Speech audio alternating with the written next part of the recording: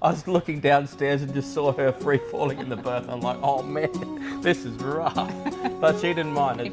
Lines off the dock, the morning's calling. Salt in the air, we're free and falling.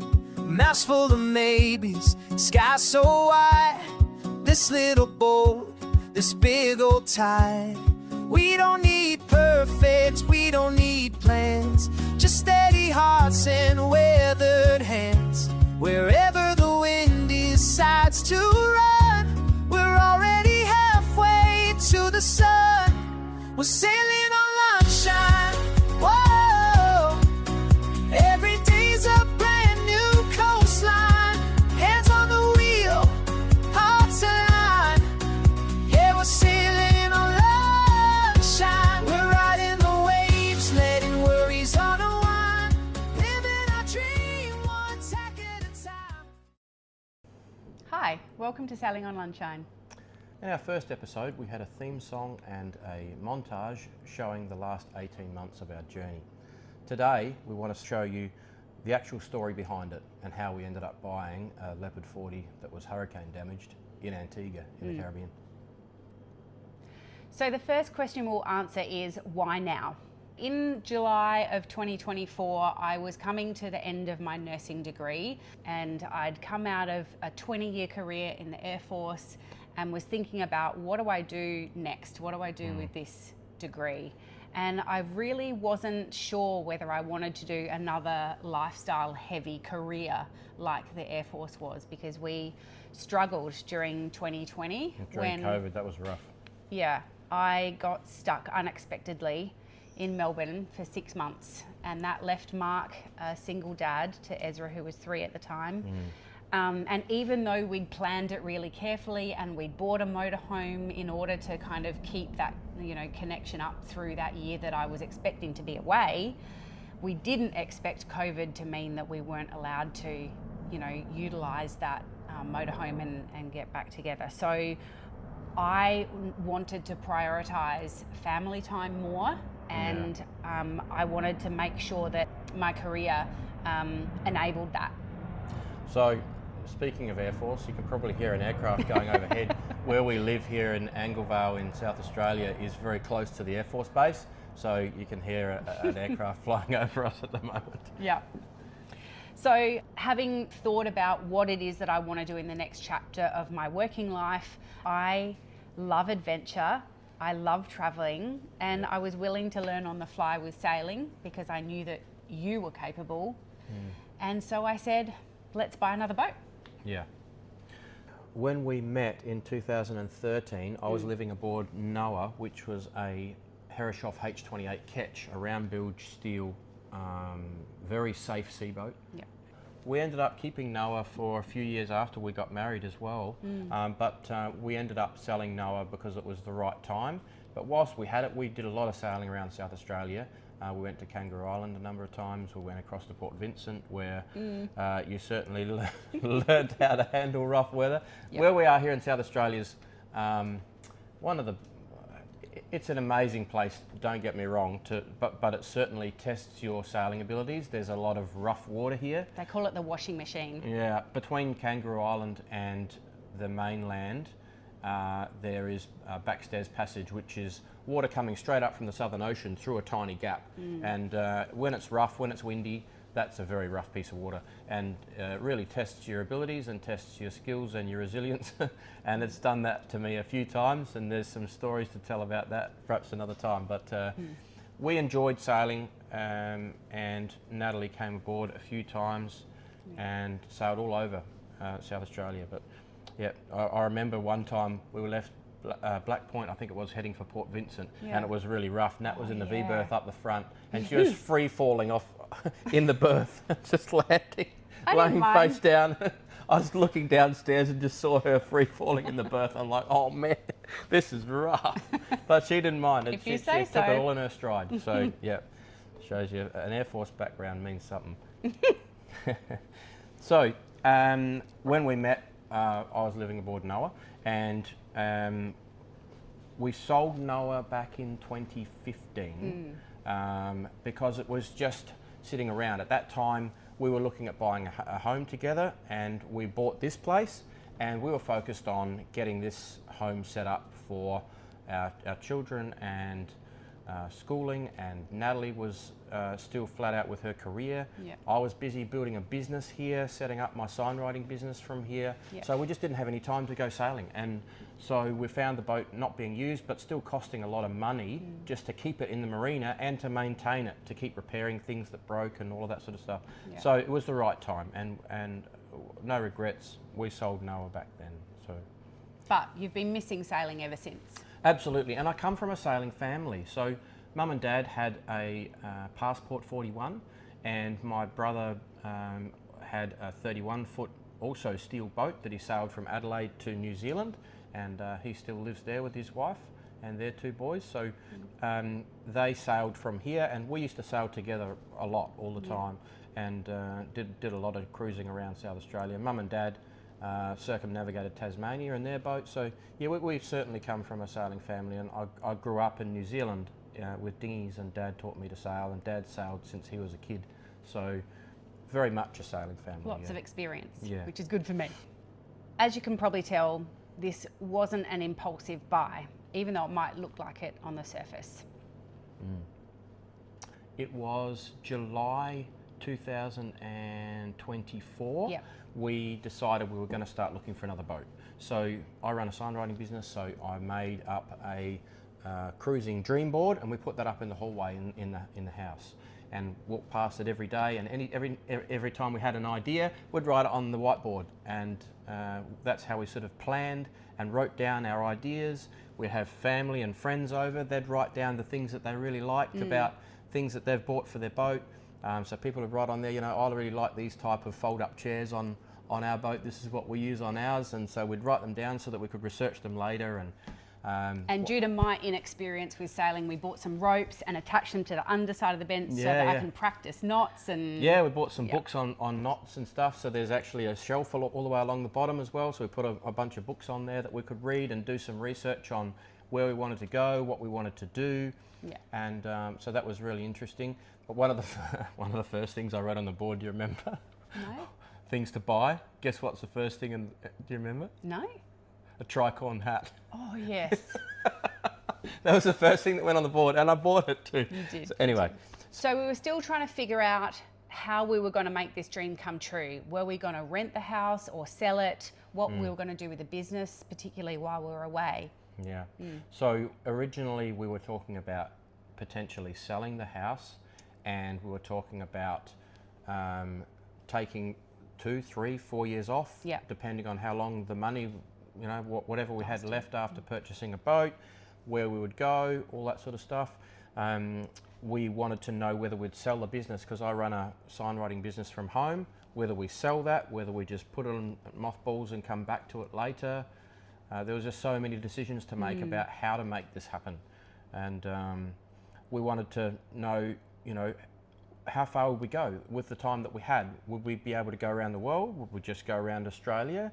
Would we maybe sail to New Zealand and see family over there? So many decisions. And also how that would affect Ezra and his schooling. So we wrote on the board all of the years, how old we would be, how old Ezra would be, and what year of schooling he would be in at that time, and whether I would have to homeschool for those years and how I would accomplish that, or So there were lots of decisions during that time. But all of those things were written on the whiteboard in the hallway, so that really helped us to keep things front of mind and keep talking about it regularly, so that we could flesh out a plan and figure out how we were going to make it happen, because it was really something that we really wanted to do as a family. So, So it was quite complex, the decisions that we needed to make and things that we needed to consider, and we were trying to figure out all of those things at the same time as we began looking for a boat, because we thought it would take a year or two to find the right boat. Yeah, absolutely. There's a lot of boats for sale, and so we wanted to find the right one. And having bought a boat before and being involved in the marine industry together with my dad, fixing boats and stuff, we've done, because we've owned boats for so many years, you really get a good picture of what potentially can go wrong and the types of things that you want to look for in a boat. So I thought, you know, this is going to take quite some time to find the right boat, and there's always compromises that you have to make with every boat that you end up purchasing. There's always things that you want to do after the fact and make it yours. Yeah. And that goes with everything. So we started looking at monohulls, didn't we? Originally we started at monohulls simply because of the budget, really, and because it's what I had before. So but that was a hard no for yes, you, that was an absolute deal breaker for me. I did not want to spend my whole life like this. So yeah, catamaran was the only option in my mind. Yeah, so we started looking at different catamarans and writing down on our whiteboard the types of catamarans that we liked. And we watched a number of channels of YouTubers, some from Australia, some from other parts of the world, and some brands really stood out to us. So we started off with really liking the Seawinds. We liked the fact that the doors opened and closed at the back and then could fold up against the ceiling. Make a big open area. From the cockpit area into the saloon was all open, and we really loved that. And then you could open the windows at the front and let the breeze blow right through. That was a fantastic invention by Seawind, and still is a fantastic boat. Then we were looking at like Crowthers. And Jaguar 42 and Perry 43. There was a couple that was from Australia that bought a Perry 43. I'd never heard of it before, but it looked like a very good sea boat, very well made, and so that sort of opened up that little, searching on the internet for one of them as well, see if we could get one at a good price.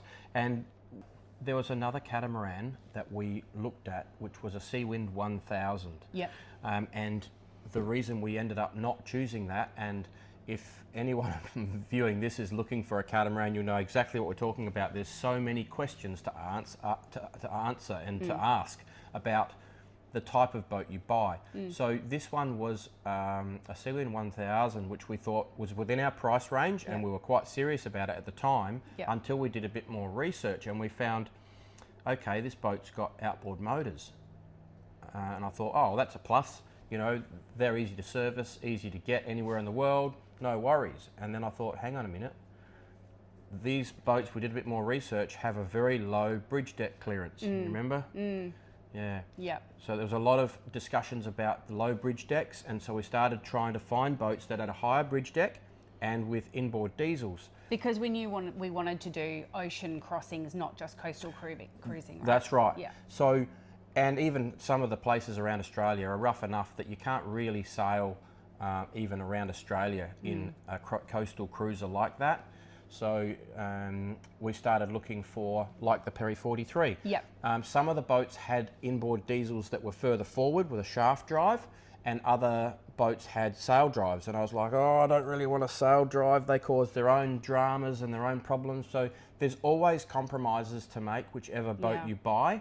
And there's pros and cons to that. So if you've got a boat with sail drives, then you've got more space inside because the motors are all right at the back. And so there's lots of pros and cons. Yeah. Okay, so now we'll address the why this boat question.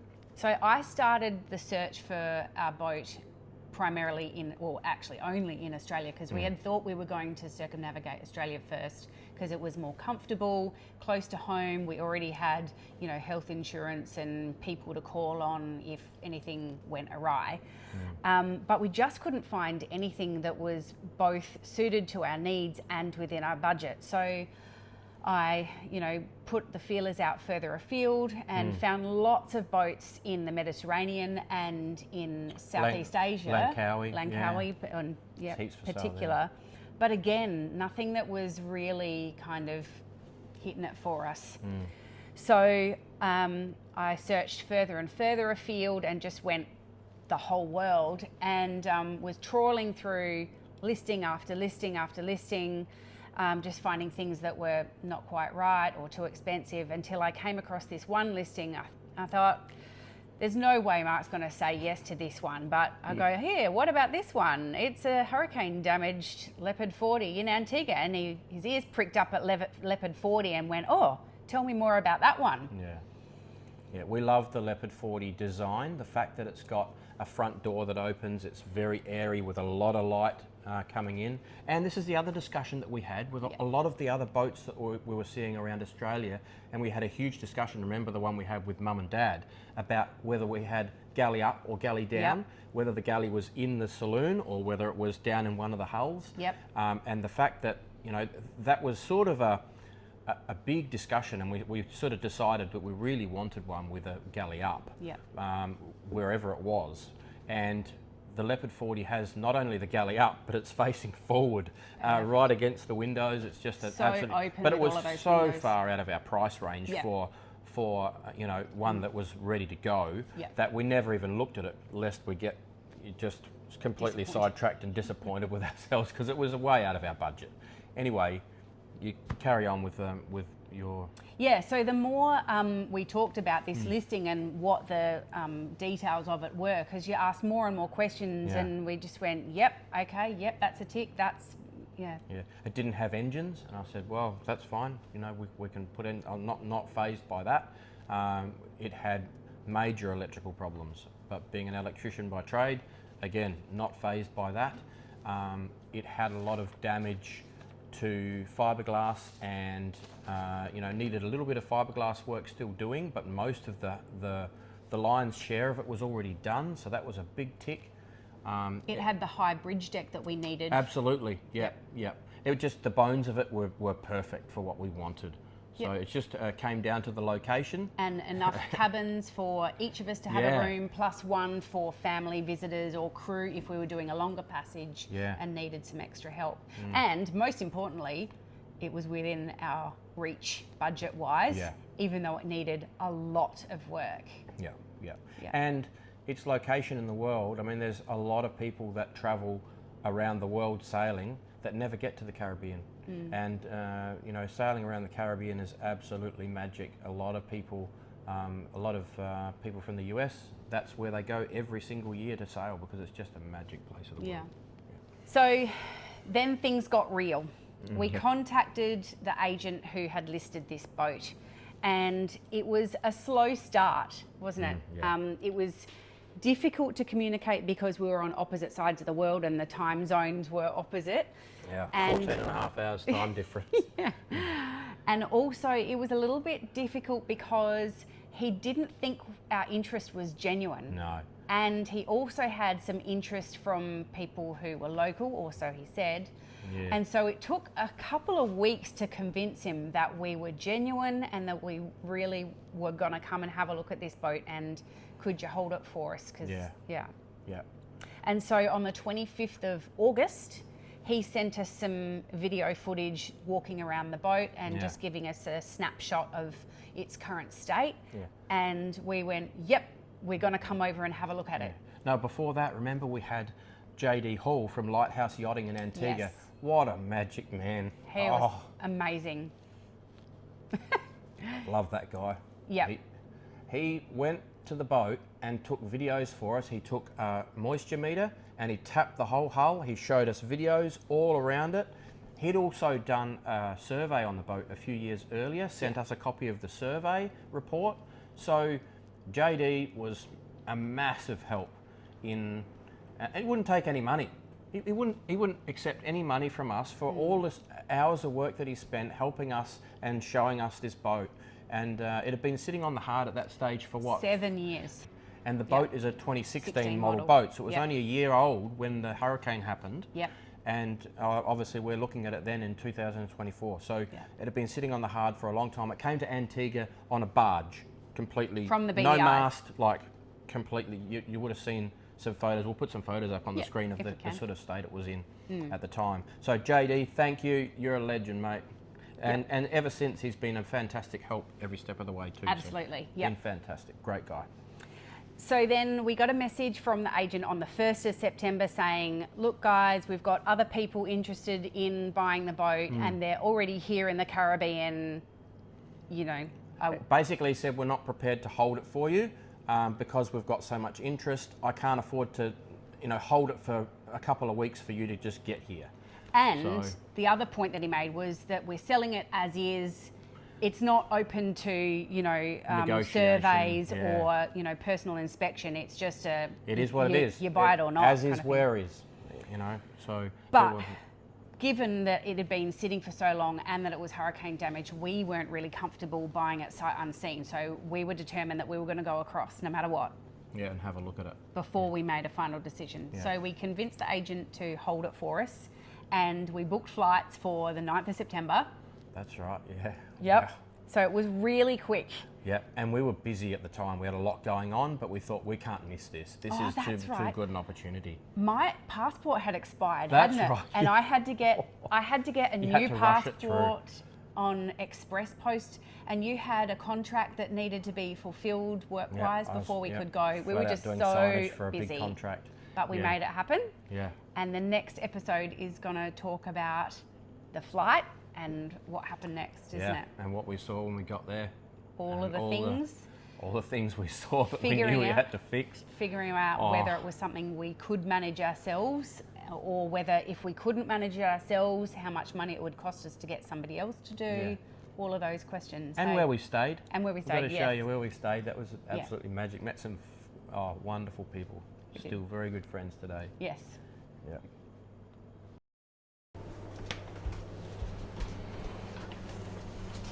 Where are we starting from? The beginning.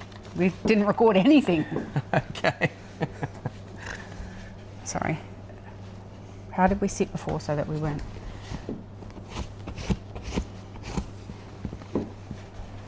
I think I sat like this.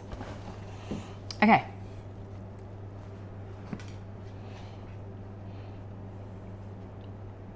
You ready? Oh. It's not one thing, it's another.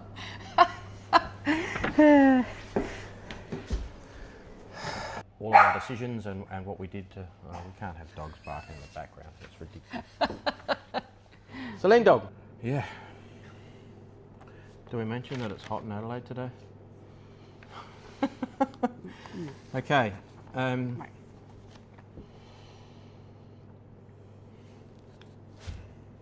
It's going to keep falling down.